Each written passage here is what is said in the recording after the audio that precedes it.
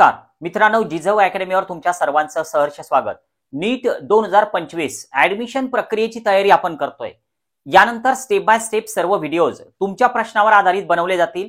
असाच एक प्रश्न या 4 ते 5 दिवसांमध्ये ज्या प्रश्नांबद्दल माहिती जास्त होती, विचारलेली होती की सर नीटच्या एक्झामला बसताना किंवा ऍडमिशन प्रक्रियेमध्ये काही वयाची मर्यादा असते का, कमीत कमी वय किती असावं, तर याबद्दल खूप सारे प्रश्न व्हॉट्सअपला विचारले गेलेले होते। हा जिजाऊ अकॅडमीचा व्हॉट्सअप नंबर आहे। तुमचा पण जर काही प्रश्न असेल तर एक तर व्हिडिओच्या कमेंट बॉक्समध्ये विचारा आणि सोबतच व्हॉट्सअपला सुद्धा पाठवा। नक्कीच त्या प्रश्नावर आपण सविस्तर व्हिडिओ बनवूया।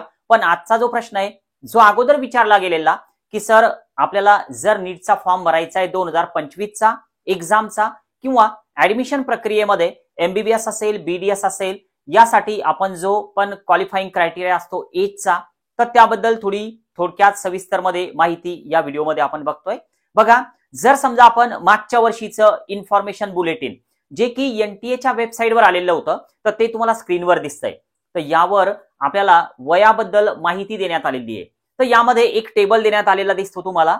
या टेबलमध्ये नेमकं आपल्याला वयाबद्दल एक्सप्लेन केलेलं आहे की आपलं वय, विद्यार्थ्याचं वय नेमकं किती असावं जेणेकरून आपला विद्यार्थी त्या ठिकाणी क्वालिफाय होऊ शकतो। थोडक्यात आपण एज लिमिट मध्ये अडकणार नाही।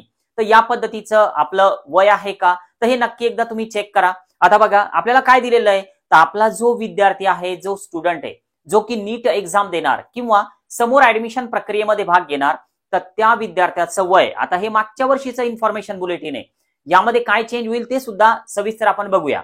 मागच्या वर्षी काय सांगण्यात आलेलं होतं 2024 मध्ये की विद्यार्थ्याचं वय जे आहे तर ते 31/12/2007 या पूर्वीचा विद्यार्थ्याचा जन्म असावा। पण फक्त हेच एकच आहे का वयाच्या लिमिट बद्दल अट, तर नाही। याच पीडीएफ मध्ये म्हणजे हे जे इन्फॉर्मेशन बुलेटिन सर्व तुम्हाला दिसतंय, वेगवेगळ्या प्रकारचे रूल आहेत, पण यामध्ये एज लिमिट संबंधात अजून एक बघा माहिती देण्यात आलेली आहे। तर ती नेमकी काय, तर सविस्तर जर आपण याला रीड केलं तर आपल्याला असं दिसतं की ऍडमिशन प्रक्रियेमध्ये भाग घेत असताना जो एजचा क्रायटेरिया आहे तर ते त्या वर्षाच्या डिसेंबर महिन्यापर्यंत, 31 डिसेंबर पर्यंत आपले 17 वर्ष कंप्लीट झालेले असावे। फॉर एक्झाम्पल आता आपण जानेवारी मंथ मध्ये हा व्हिडिओ बनवतोय, तुमचं वय जर 17 वर्ष कंप्लीट नसेल तर या वर्षी 31 डिसेंबर पर्यंत तुमचे 17 वर्ष पूर्ण व्हायला पाहिजे। थोडक्यात तुम्ही फॉर्म भरू शकता। पण आता ज्यावेळेस तुमची ऍडमिशन प्रक्रिया सुरू होईल, तुम्हाला कॉलेज मिळेल, कॉलेज अलॉटमेंट होईल, तर त्यावेळेस कॉलेजमध्ये गेल्याच्या नंतर तुमचं वय बघितलं जाईल किती येतं। 17 वर्ष पूर्ण असायला पाहिजे किंवा या वर्षी 31 डिसेंबर पर्यंत तुमचे 17 वर्ष कंप्लीट व्हायला पाहिजे। आता हे झालं कमीत कमी वय किती असावं। पण आता सोबतच एक प्रश्न असा येतो की सर जास्तीत जास्त वय किती चालते, जसं की समजा 22 वर्ष कंप्लीट झालेले आहेत, बीएससी केलेलं आहे, अगोदर काही वेगळा डिग्री कोर्स केलेला आहे किंवा एखादा डिप्लोमा केलेला आहे, मग आता आम्हाला नीट द्यायला एजची लिमिट आहे का, तर बघा याच पेजवर आपण याच पीडीएफ मध्ये जर बघितलं तर यामध्ये वरच्या वयाचे मर्यादेबद्दल या ठिकाणी काहीही देण्यात आलेले नाही। थोडक्यात नो लिमिट।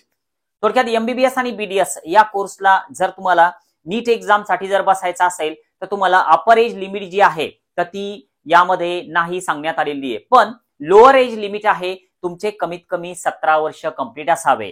आपण लवकरच 2025 च्या काउन्सिलिंग प्रक्रियेमध्ये म्हणजे सुरुवात करतोय काउन्सिलिंग प्रक्रियेला, की ज्यामध्ये जिजाऊ अकॅडमी मधून तुम्हाला सविस्तर मार्गदर्शन केलं जाईल नीटच्या एक्झामचा फॉर्म भरण्यापासून तर अगदी तुमची ऍडमिशन होईपर्यंत 2025 ची सर्व गायडन्स तुम्हाला केलं जाईल। यासाठी तुम्हाला जिजाऊ अकॅडमीच्या युट्यूब चॅनलला सबस्क्राईब करावं लागेल। सोबतच एक टेलिग्राम चॅनलची लिंक डिस्क्रिप्शन मध्ये पेस्ट करतोय, तर त्याला सुद्धा एक जॉईन व्हा।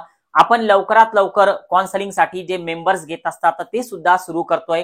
याच महिन्यामध्ये ते सुरू होऊन जातील आणि दरवर्षी आपल्या जिजाऊ अकॅडमीचे जे पेड मेंबर्स घेतले जातात तर ते खूप लवकर कंप्लीट होतात, कारण आम्ही लिमिटेडच स्टुडंट घेतो। त्यानंतर आमचं जे काउन्सिलिंग आहे तर ते आम्ही स्टुडंट घेणं बंद करतो। तर त्यामुळं याच महिन्यामध्ये आपण स्टार्ट करतोय, जानेवारीमध्ये जॉईन होऊ शकता, कारण आता इथनं समोर आपल्याला या सगळ्या प्रक्रियेची माहिती असायला पाहिजे।